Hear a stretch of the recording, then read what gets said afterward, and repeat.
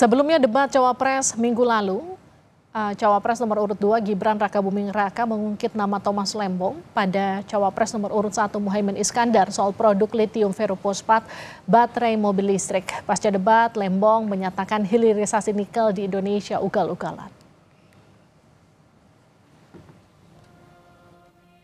Calon Wakil Presiden nomor urut 2 Gibran Rakabuming Raka dan Cawapres nomor urut 1 Muhaimin Iskandar sempat saling sindir kala membahas rencana pengembangan litium ferrofosfat atau LFP.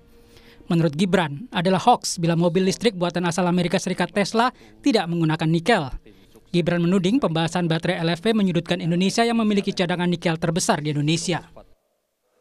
Ini agak aneh ya. Yang sering ngomongin LFP itu tim sesnya, tapi cawapresnya nggak paham LFP itu apa. Kan aneh. Sering bicara LFP, litium ferrofosfat. Tesla nggak pakai nikel. Ini kan kebohongan publik, mohon maaf. Tesla itu pakai nikel, Pak. Dan kita sekarang, Indonesia itu adalah negara yang punya cadangan nikel terbesar sedunia.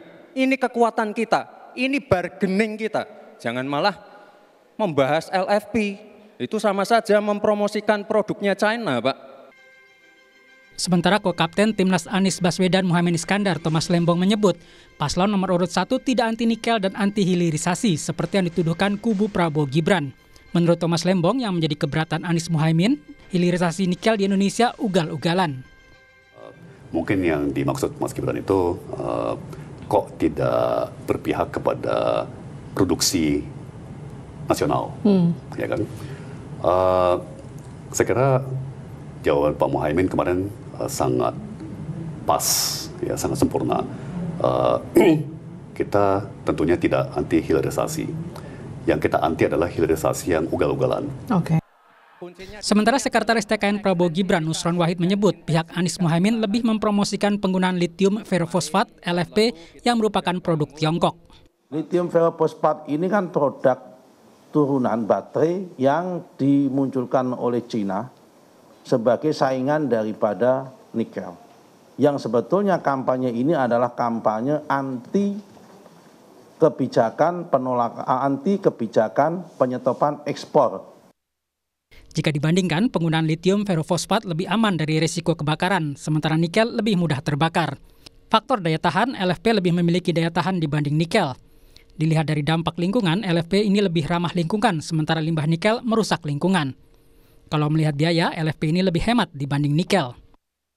Pada 2022 lalu, ekspor nikel Indonesia paling besar ke Tiongkok mencapai 73,91 juta kilogram, dengan nilai ekspor mencapai 1,14 triliun rupiah. Kemudian ke Jepang sebanyak 16,9 juta kilogram dengan nilai 261,9 miliar rupiah. Selanjutnya ke Korea Selatan yang mencapai 14 juta kilogram dengan nilai 218,7 miliar rupiah.